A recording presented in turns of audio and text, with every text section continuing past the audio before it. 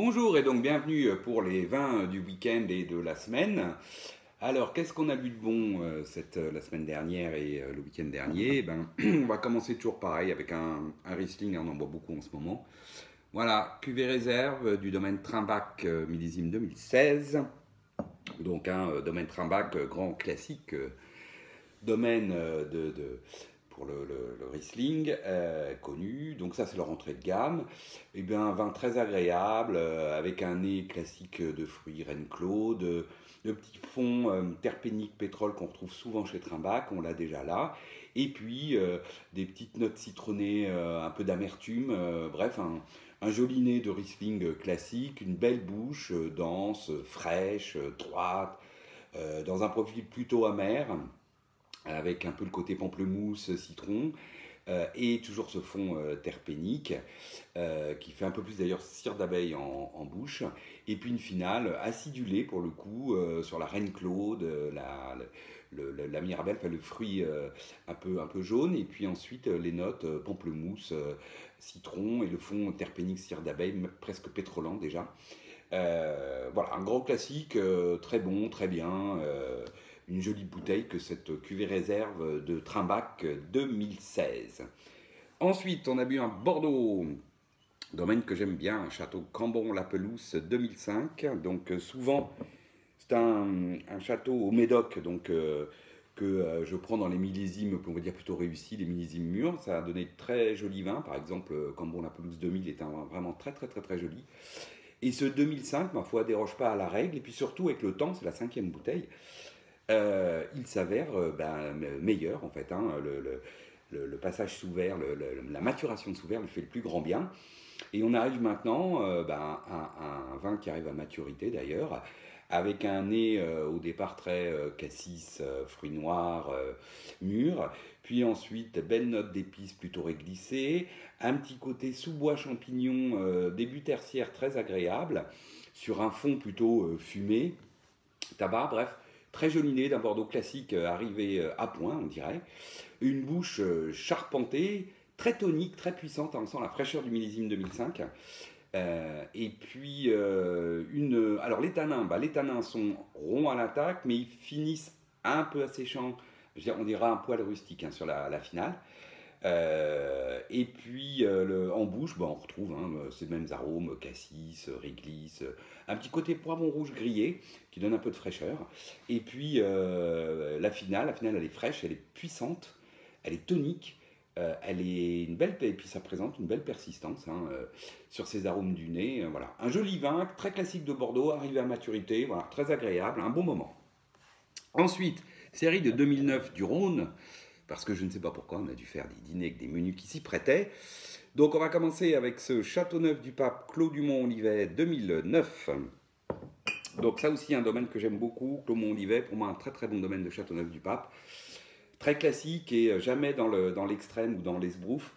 Et on le retrouve ici sur ce 2009, qui est pourtant un millésime très mûr. Eh bien, on a un nez, un très joli nez, plein, droit, fin, sur la prune. Et puis ensuite, de belles notes d'épices, alors typé plutôt orange sanguine, même s'il y a aussi encore un petit côté réglissé. On a une pointe de garrigue, comme on dit, d'herbe séchée, garrigue, qui apporte de la fraîcheur. Et puis il y a un fond entre, on va dire, pruneau et puis cacao. Très agréable, très bien fait, c'est plein, c'est droit, très agréable. La bouche est robuste, il y a de la matière, c'est structuré. Les tanins sont soyeux, belle concentration de tanins, mais ça reste fin.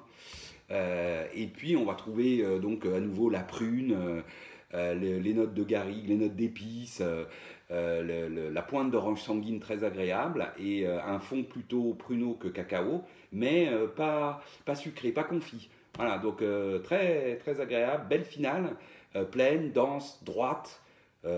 Sur la structure, on a une grosse structure, mais ça persiste bien, c'est large, c'est ample, c'est très agréable. Sur la cerise noire, la prune, ensuite donc ces notes d'épices, d'orange sanguine et ce fond un peu cacao pruneau, voilà. Très agréable, très joli vin qui commence à bien se boire, mais qui pourra encore se garder un bon petit moment. Ensuite, qu'est-ce qu'on a bu? On a bu une côte rôtie de l'ami Rostin, donc en podium 2009.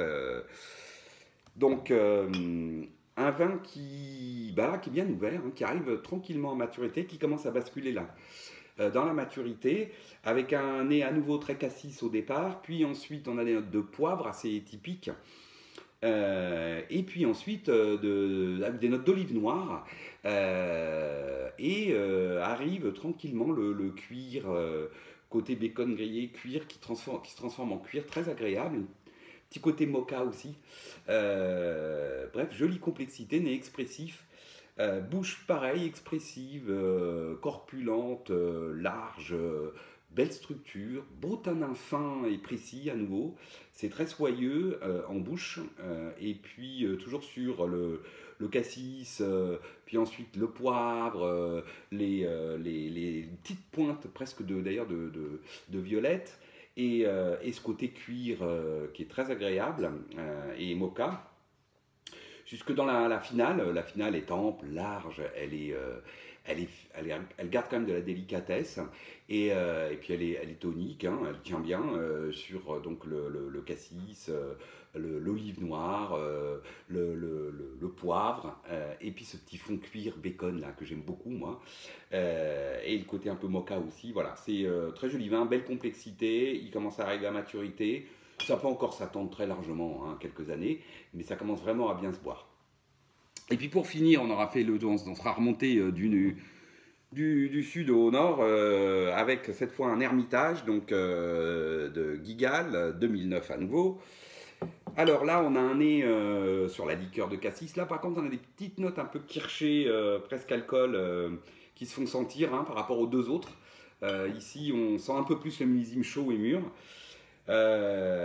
Sur donc à nouveau le cassis, le poivre, la réglisse plutôt d'ailleurs. Là on a des notes bois précieux, un peu cèdre, très joli, et un fond plutôt balsamique. Ensuite la bouche là on est très sur l'ermitage, hein, droit, profond, c'est charpenté, hein, il y a de la matière mais c'est concentré.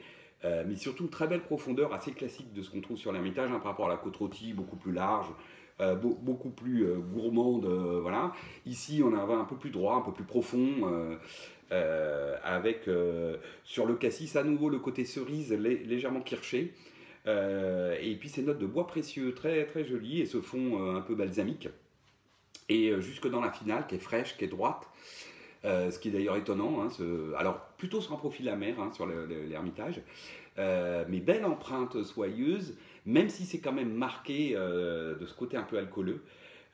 Et puis ensuite arrivent ces belles notes de bois précieux, la cèdre qui donne un côté frais, et le fond plutôt mocha, balsamique, mais qui est plutôt joli. Donc un joli vin qui peut aussi commencer à se boire, mais qu'on pourra attendre, en espérant que l'alcool prenne pas trop le dessus dans les prochaines années.